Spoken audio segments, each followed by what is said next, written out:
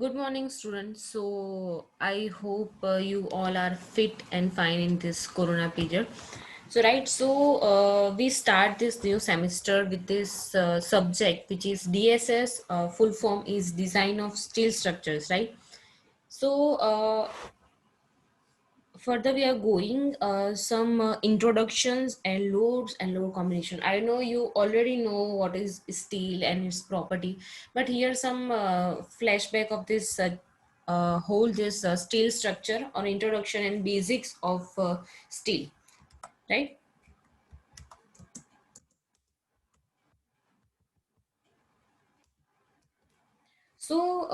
What are the chapters included in this subject? First one is basically a loads and load combination, which is also known as an introduction of this design of steel structure subject. The second one is connections, which we already studied in the past semester, which is also bolted connections, which is plate to plate connections, right? Wall to beam connection, beam to wall connections, wall to wall connections, right? So basically connections we already studied, but there is something, some examples, there is a another level examples given in this connections chapter, right? So next is third chapter is the design of industrial building. You know what is the meaning of industrial building, which is warehouses, cold storage, or whether it's industrial building, right? So basically the whole design, what is a roof, what is a roof truss, what is a purlin, right? All this mean all the each and every details included in this design of industrial building, how to design a industrial building and analyze it and designing it, right? So next chapter, fourth chapter, is a design of a plate girders, right? Generally these plate girders are used, mainly is used in as a railway stations, as you see that, right? And the very next is design of foot over bridge, right? So basically this and the last one is a plastic design. I know the plastic design chapter is already you studied in this past semesters, right? So basically there are six chapters included in this design of steel structure. So we started with this introduction and load combination. So first we are seeing that what are the basically meaning of steel structures. So in steel structures, structural steel is the main loading capacity material to transfer the load within them and to transfer the load to the ground. So it's basically a channel, the load carrying material to transfer to them and to transfer the load to the ground, right?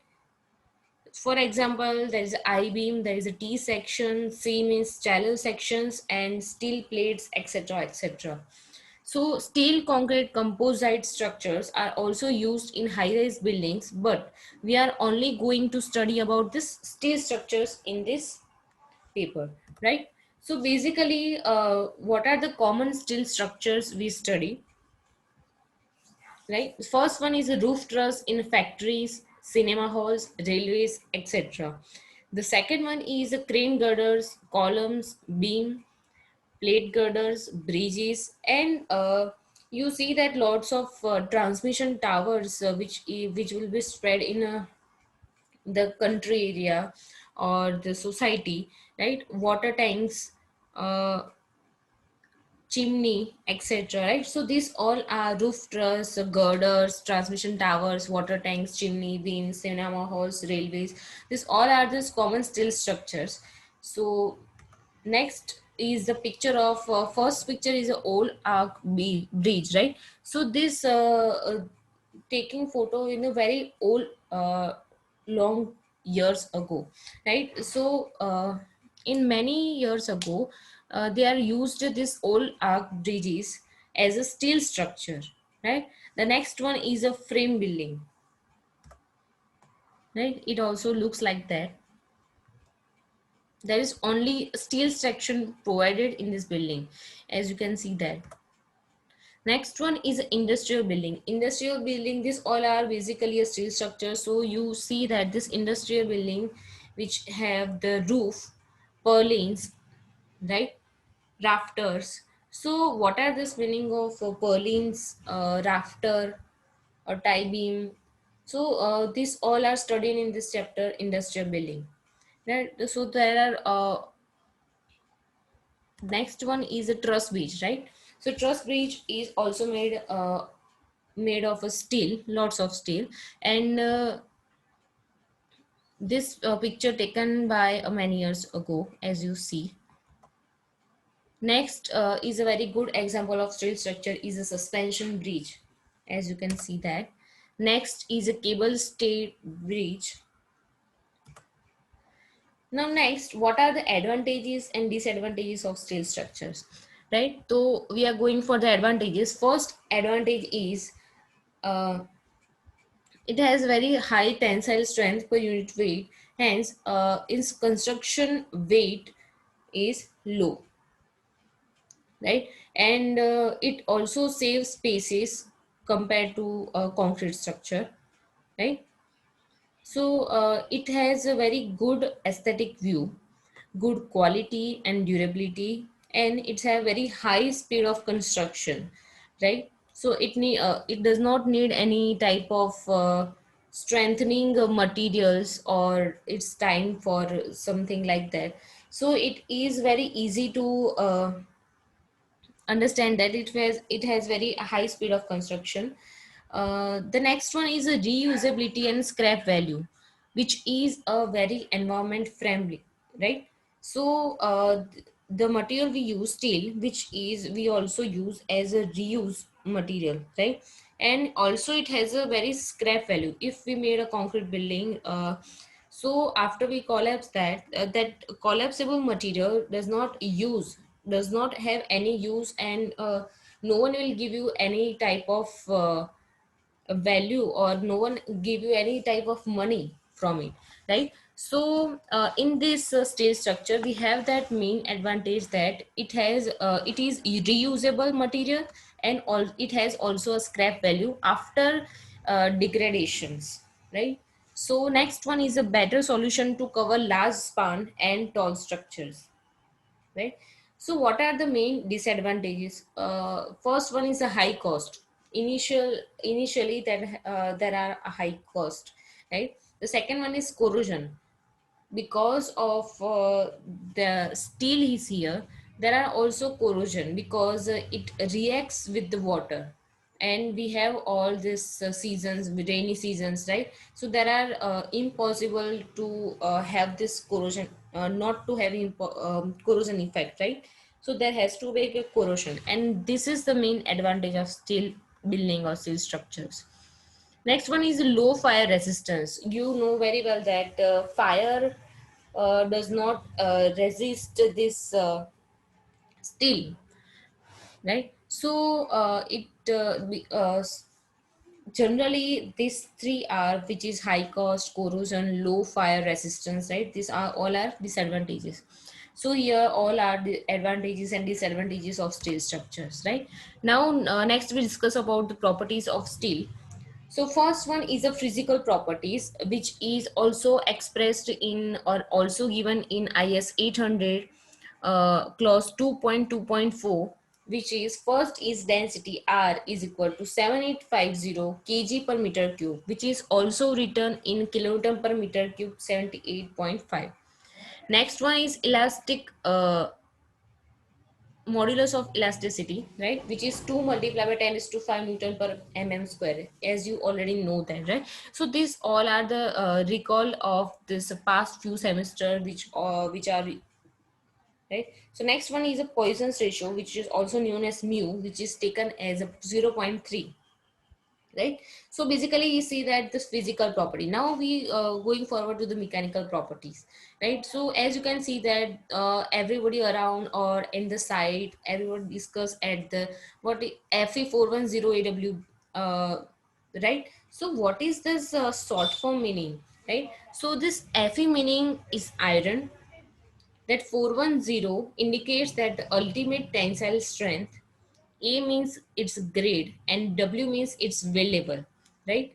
So if someone telling that we design with this type of section which is FE410EW, so you know that the meaning of this term, right?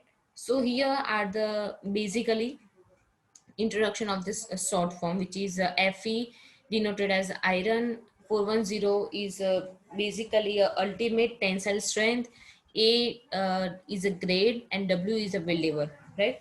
So there are different types of different types of steels which has different designations: ultimate tensile strength, its real strength, thickness, right? So in this main table, for standard structural steel, which is Fe410A, 410A, which ultimate tensile strength is 410. Why? Because I mentioned you this in this code language, right? Which is Fe410. 410 indicates its ultimate tensile strength. So here we write down that ultimate tensile strength is equal to 410, right? So yield strength is basically depends on the thickness. If we have a thickness less than 20 mm, so its yield strength is 250, right? If its thickness is between 20 to 40, so its yield strength is 240 MPa. And if greater than 40 mm thickness, so yield strength is a 230 MPa. MPa is also known as Newton per mm square, right? So there are different types of grade, which is Fe410A, Fe410B, Fe410C. So depends on these different types of grade. There are different ultimate tensile strength, there are different yield strength, which mainly depends on the thickness, right? Next one is a high tensile structural steel, which is ST58HT, ST55-HTW, right? It has a different ultimate tensile strength and yield strength depending on the thickness, right? So basically these are the type of steel and with the different type of grades which is available in the market. There are no need to remember all these type of steel or type of grades or ultimate tensile, which is already basically it's all given in the your code, right? Your is code has carry all this information, you did not require to remember. But there are basically these three term you have to remember, which is R is equal to 7850 kg per meter cube, modulus of elasticity 2 multiplied by 10 is to 5 mm Newton per mm square, and the last one is Poisson's ratio, which is mu is equal to 0.3. So this basically term I introduce you is for your information. Whenever you site visit or someone told you that this type of material we use, this type of grade we use, so you have to know that this term is what, right? Next one is have a different types of properties. First one is the ductility, right? So, what is the meaning of ductility? Ductility is the ability of material to change its shape without the fracture, right? So there are two type of steel, which is first one is a mild steel and the second one is a high carbon steel. So in mild steel has a high ductility and the high carbon steel has a low ductility, right? Next one is the toughness and brittle fracture.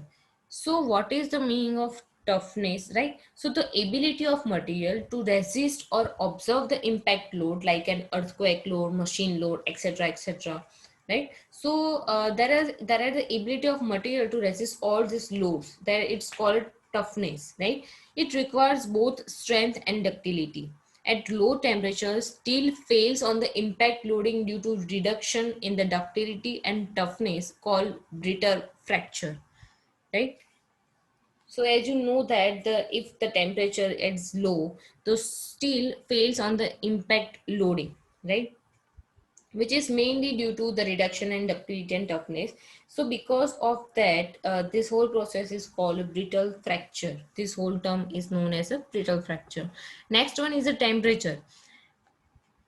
at a high temperature, strength reduces. These are the main disadvantages of steel. At high temperature, the strength of the steel is reduced.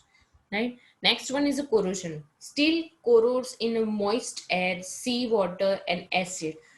So, corrosion is also the main disadvantages of steel.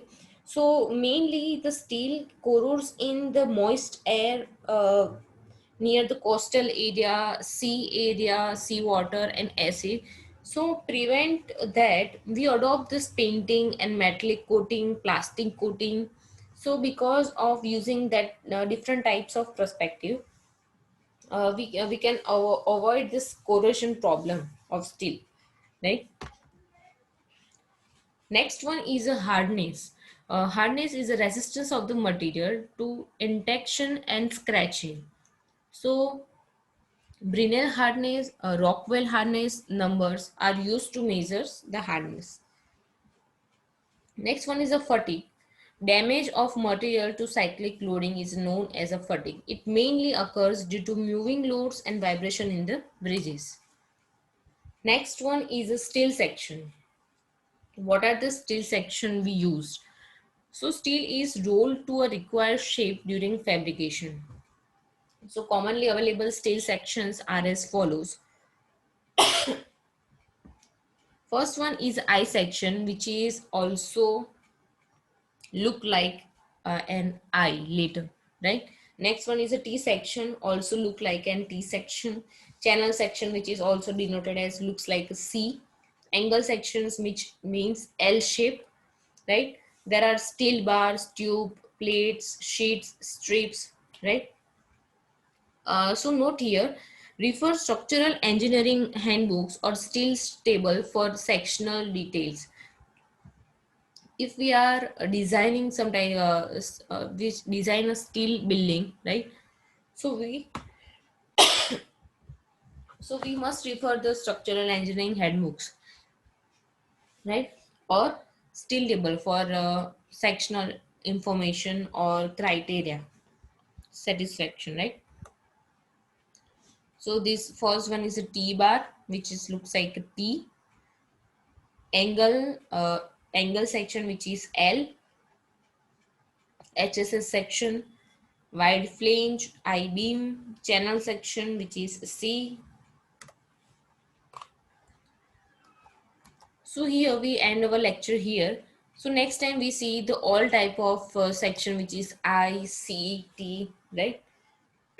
So if you have any confusion about this lecture, so you can ask me anytime. Thank you so much.